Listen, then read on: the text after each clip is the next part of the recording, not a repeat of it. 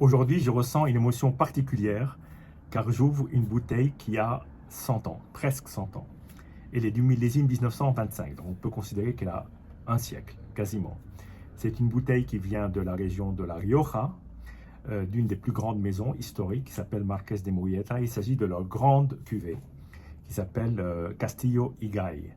Et Castillo Higay est une parcelle située sur la propriété de Marqués de Murieta qui produit certaines années des vins qui sont devenus des vins d'anthologie. Ce sont des vins de très longue garde, donc on peut oser 30-40 ans. Je n'ai jamais osé aussi loin, mais comme je l'ai déjà fait une fois, j'ai osé un Pétrus des années 1920, je crois que là, je peux me lancer une deuxième fois dans un vin des années 20, à voir ce que ça donne. D'ailleurs, si vous êtes intéressé par le Pétrus des années 20, vous pouvez regarder sur la chaîne. Il y a une vidéo qui traîne quelque part sur ce très vieux Pétrus. Bon, mais là, nous sommes en Espagne, dans la région historique de La Rioja, à Logroño, où se trouve Marqués de Murieta. Et Castillo Higay est un vin qui est produit évidemment en Tempranillo, mais Tempranillo sur 1925 représentait à peine la moitié de l'assemblage, le reste étant réparti à peu près à part égale entre du Grenache, qui est un cépage qu'on connaît bien en France, en particulier en Châteauneuf, mais qui vient de la province d'Aragon, en Espagne. Il y a du Graciano, qui est un cépage typique de la Rioja, et un troisième cépage qui s'appelle le Mazuelo, qui est le Carignan, tel qu'on le connaît, en grande partie d'ailleurs dans le Languedoc et dans le Rhône Sud. Bien, alors 1925, j'ai eu quand même pas mal de mal à déboucher la bouteille. Le bouchon est quand même sorti, et donc j'ai réussi aussi à décanter le vin et à le remettre dans sa bouteille d'origine. Décanter parce qu'il y avait quand même beaucoup de dépôts, et puis il y avait quelques petites miettes du bouchon de liège, donc je ne voulais pas que ça altère le vin. Voilà. Donc l'étiquette, alors j'ai reçu deux bouteilles. Ces deux bouteilles, à mon avis, ce sont deux mises différentes, donc qui ont été faites à des époques différentes. Je crois savoir que le 1925, il y a des mises qui datent des années 50-60. Moi, je pense que celle-ci, d'ailleurs, celle-ci a une collerette. Alors, on a du mal à lire le millésime, mais en regardant de près, en l'examinant de près, effectivement, il s'agit bien de 1925. L'autre bouteille n'a pas de collerette et on lit de manière beaucoup plus claire. D'ailleurs, je pense que c'est une mise plus récente. En tout cas, c'est intéressant de voir les deux bouteilles côte à côte. Donc, j'ai décidé d'ouvrir celle-ci qui a un niveau un peu plus bas.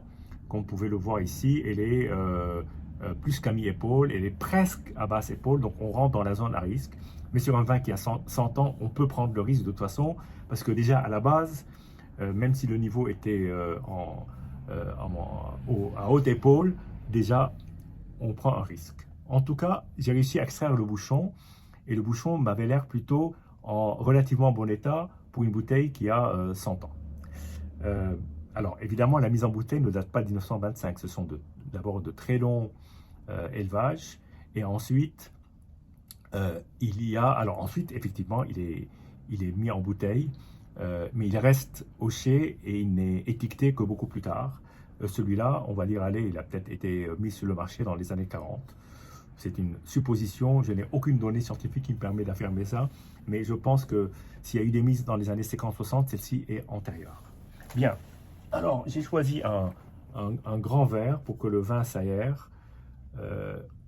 Alors, la couleur est une couleur caramel, brune, avec de très légers reflets rouges. Donc, on n'est pas tout à fait dans le vin caramel. Il y a encore quelques reflets. Donc, voilà. Alors maintenant, place à la dégustation.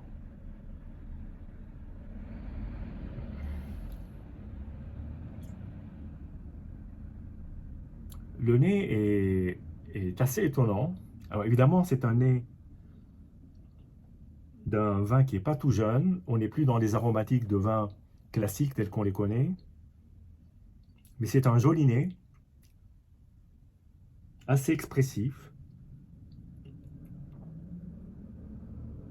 On sent des arômes de fruits confits, de chocolat, et, euh, et d'herbe, un peu comme une liqueur d'herbe ou liqueur de plante. Un nez assez parfumé.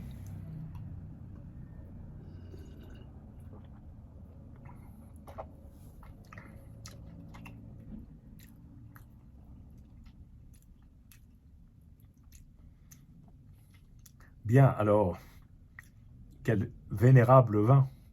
Euh, il y a beaucoup de matière.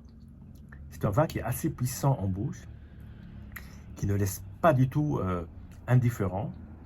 Il a encore une très très forte acidité que je retrouve souvent dans les Rioja. Cette acidité qui est très typique des Rioja d'ailleurs, qui leur donne cette capacité de vieillissement qu'on a parfois du mal à trouver dans les vins rouges en général. Il y a une assez belle patine dans ce vin. Il y a une matière plutôt assez puissante, sans être euh, trop épaisse. Euh, on a de la matière, on a du grain, on a un toucher en bouche.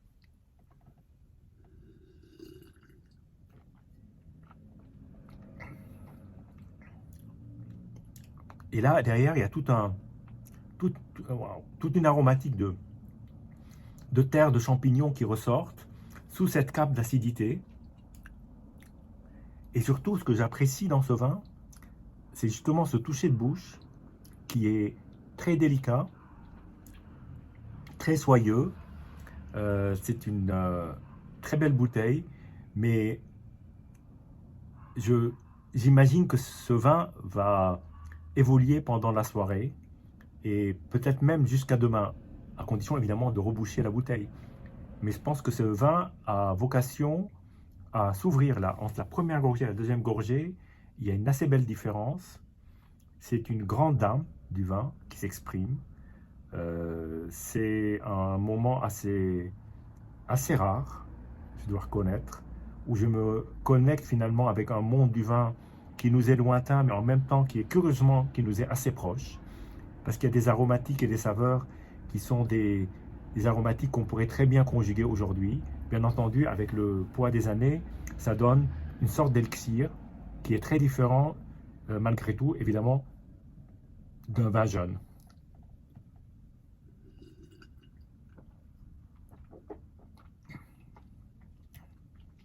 Il y a quelque chose de très profond dans ce vin. Euh, alors une immense longueur et surtout une aromatique qui arrive là en milieu de bouche, fin de bouche, qui est qui est automnale, qui est très champignonnée, en même temps avec cette belle acidité de fruits, parce qu'elle est présente, cette acidité. Et plus on avance, et plus cette acidité est douce et moins, moins acide. Je ne sais pas comment l'exprimer. Mais il y a quelque chose de vraiment, un côté un peu immortel dans ce vin, qui fait qu'il est... On reconnaît du Rioja, on reconnaît les vins de la Rioja, on connaît les vins qu'on peut déguster d'ailleurs chez Marqués de Murrieta, qui peuvent avoir une quinzaine d'années, vingtaine d'années, mais avec un surcroît de sagesse, un surcroît de sérénité dans ce vin. Il est finalement très tranquille, très serein, euh, très robuste, très solide. C'est à la fois la sagesse, une certaine vieillesse, euh, mais aussi beaucoup de profondeur. Voilà, il y a beaucoup de profondeur dans ce vin. Une dernière gorgée.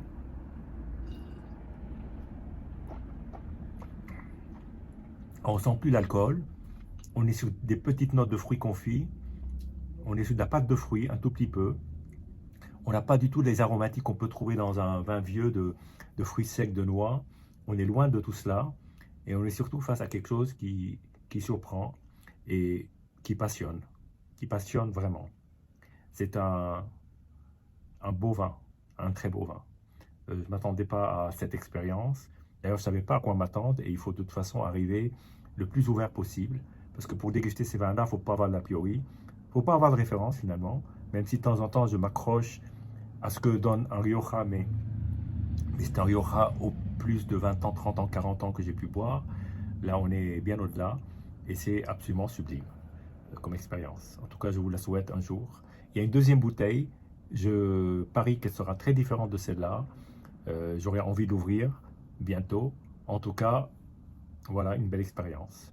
Je vous dis santé, peut-être à très bientôt. Si je trouve une bonne raison de revenir vous expliquer comment le vin a évolué dans les 24 heures, ben je ne manquerai pas de le faire en tout cas. Voilà, je vous dis santé et à bientôt. Nous voici au deuxième jour après l'ouverture de la bouteille d'un siècle, ce Marqués de Morietta Icari 1925. La dégustation pendant la soirée était un grand moment en raison du caractère unique de cette bouteille qui ressemble à rien d'autre, mais aussi de l'évolution pendant la soirée.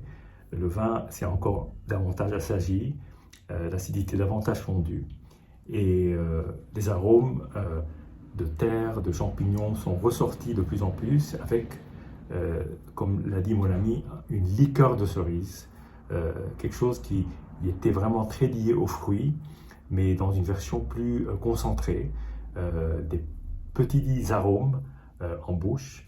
Et en tout cas, ça faisait un vin qui était très évocateur, très expressif et qui, à chaque moment, à chaque instant qu'on le dégustait, nous amenait quelque chose de particulier, d'unique. C'est vraiment une expérience de dégustation comme on n'en a pas souvent. Donc là, nous sommes le lendemain, deuxième jour, et ben, je vais voir comment le vin a évolué. Je l'ai simplement rebouché. Je l'ai laissé dans un endroit relativement frais, à l'abri de la lumière. Et donc, on va voir comment les choses vont évoluer entre hier et aujourd'hui. Bien, toujours une surprise de redéguster le vin et de se replonger surtout dans un monde qui est vraiment un monde à part. Le nez me paraît plus ancien, là du coup, surtout avant agitation. Après agitation, ça se dissipe, mais le premier nez avant agitation fait penser plus à des vins vieux, vraiment des vins vieux, alors qu'hier, j'ai pas eu cette sensation.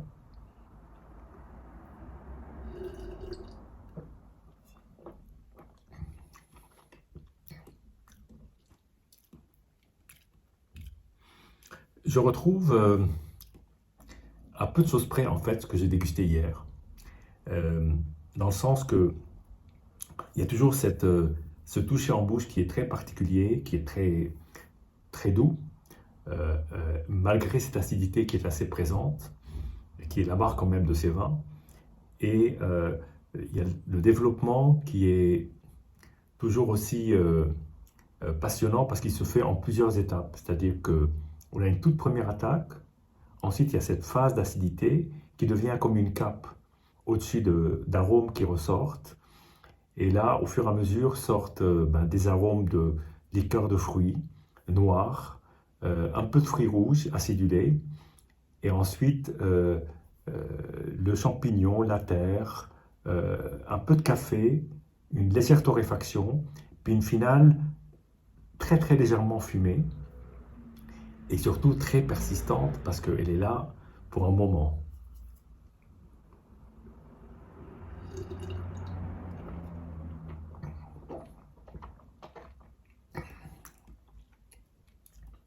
Et, et là, on sent que le vin est vraiment fondu, complètement intégré, complètement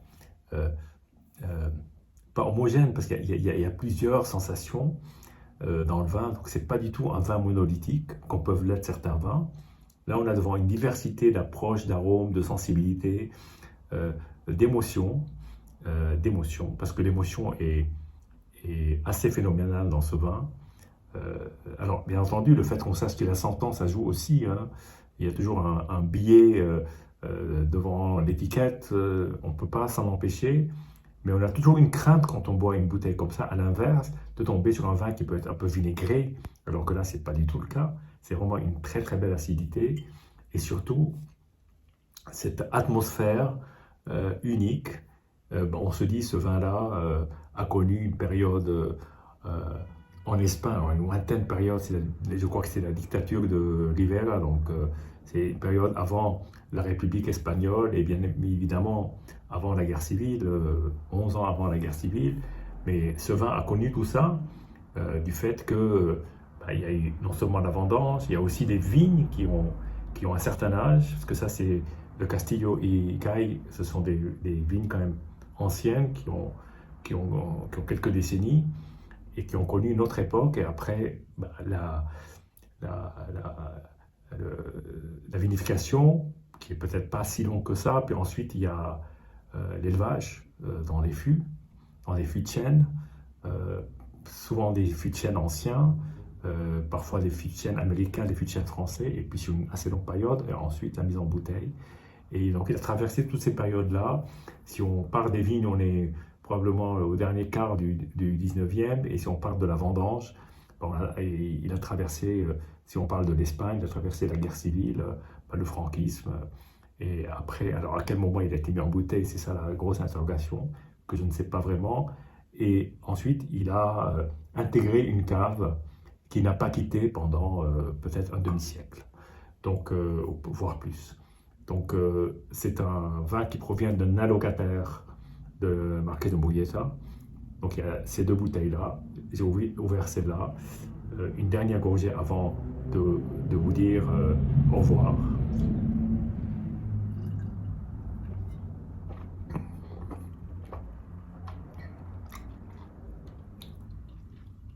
J'ai du mal à quand même imaginer qu'il a 100 ans. Parce qu'il y a une telle vigueur dans ce vin, il y a une telle âme, il y a une telle vie. Il y a, il y a, il y a cette émotion qui est vivante. C'est un vin qui vous parle, en tout cas qui me parle. Et j'aimerais qu'il vous parle aussi au travers de mes mots et de ma description, parce que j'ai vécu là, sur 2 jours, certains moments absolument extraordinaires. Et je suis heureux d'avoir pu les partager avec vous. Voilà. Sur ça, ces dernières réflexions, je vous dis santé et à bientôt.